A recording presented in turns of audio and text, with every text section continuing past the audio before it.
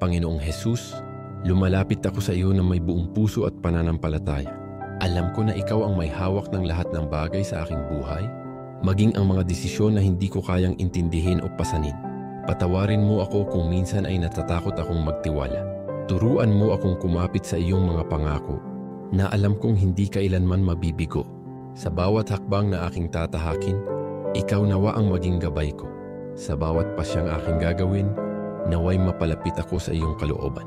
Ikaw ang mas nakakaalam ng tama at mabuti para sa akin, kaya't itinataas ko sa iyo ang lahat ng alalahanin at kaguluhan sa aking isipan.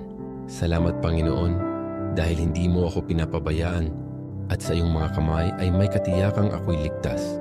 Pinagkakatiwala ko ang lahat ng aking pangarap, plano at desisyon.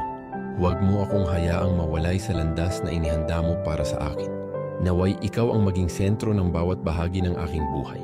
Salamat sa iyong pagmamahal, gabay at walang hanggang biyaya. Sa iyo ko inialay ang lahat sa pangalan ni Jesus. Amen.